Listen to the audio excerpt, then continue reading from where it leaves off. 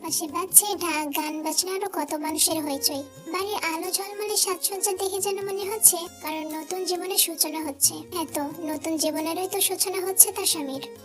আজ দুপুরে wine school শেষে বাজারের ব্যাগ হাতে নিয়ে শর্টকাট হবে ভেবে এই পথ ধরেই বাড়ি ফিরছিল সে।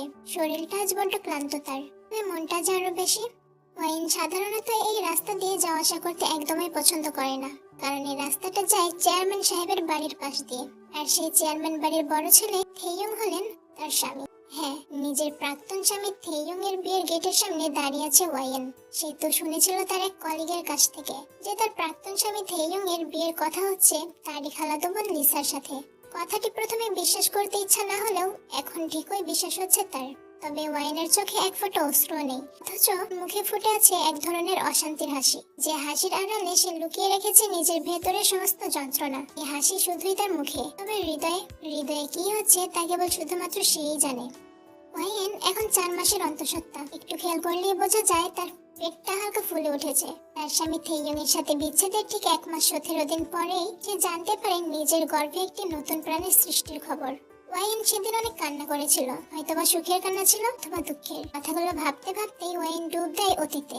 ওয়াইনের বাবা নেই, বড় কোনো ভাই বোনও ছিল না। বাবা মারা যাওয়ার পর ওয়াইনকে নিয়ে তার মা মিসেস রোজ সবসময় চিন্তায় থাকতেন। মেয়ে বড় হয়েছে, বিয়ের বয়স হচ্ছে, তার উপর মিসেস রোজ প্রায় সময় অসুস্থ থাকেন। হঠাৎ তার যদি কিছু হয়ে যায় তখন তার এই মেয়েটির কি হবে?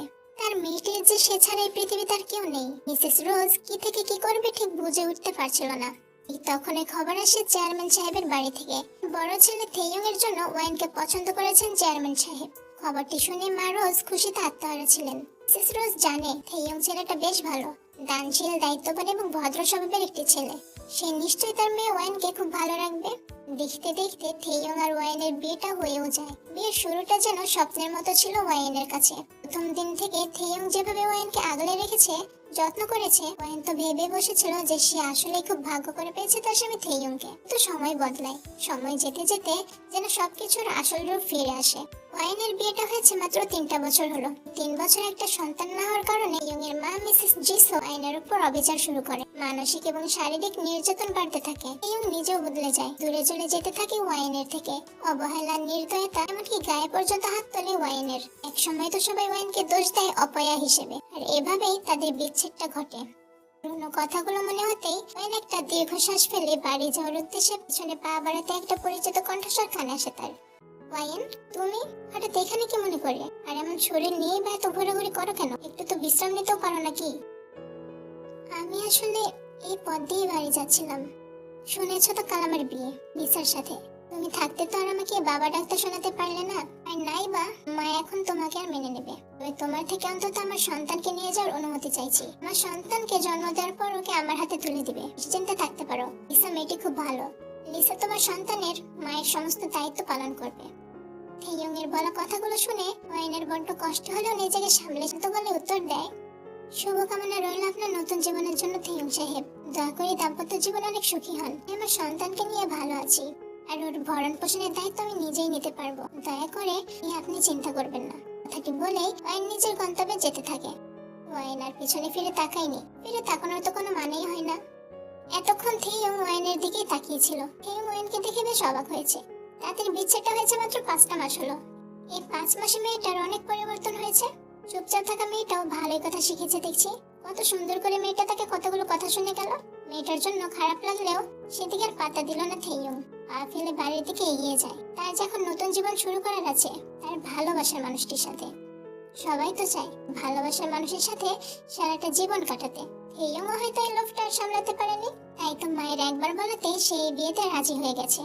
থেইয়ং লিসাকে অনেক আগে থেকে পছন্দ করত। লিসা শহরের মেয়ে হওয়ায় কথাবার্তা, চালচলনের মধ্যে আলাদা একটা মিষ্টতা খুঁজে পায় থেইয়ং। তবে থেইয়ং এর বাবা চেয়ারম্যান সাহেবের লিসাকে মোটেও পছন্দ ছিল না।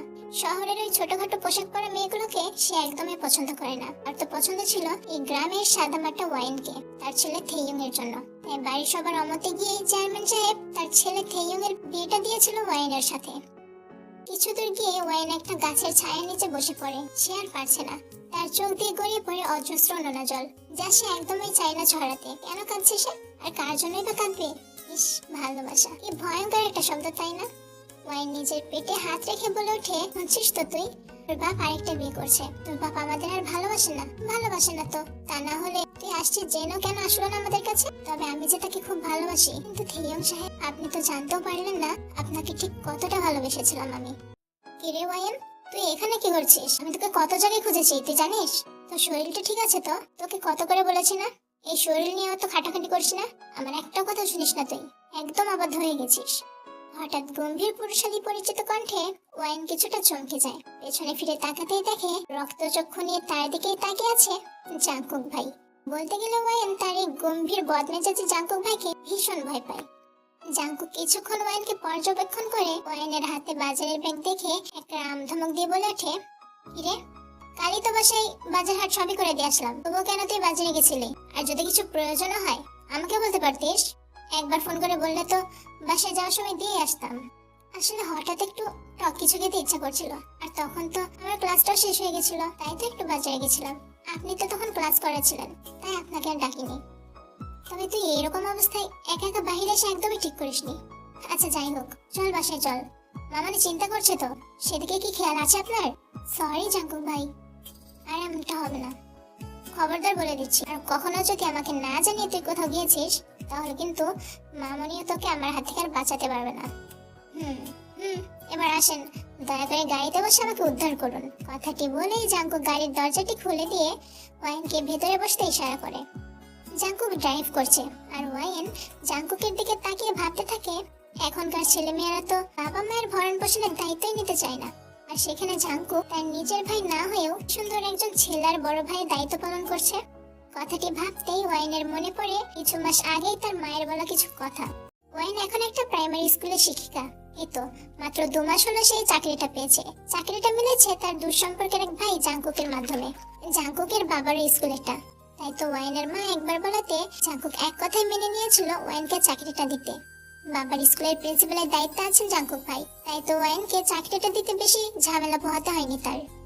জাঙ্কুক খুব ভালোবাসে ওয়াইনের মাকে, যেন নিজেরই মা। আসলে মা শব্দটার মানে জাঙ্কুক জীবনে খুব অল্পতেই হারিয়ে ফেলেছে।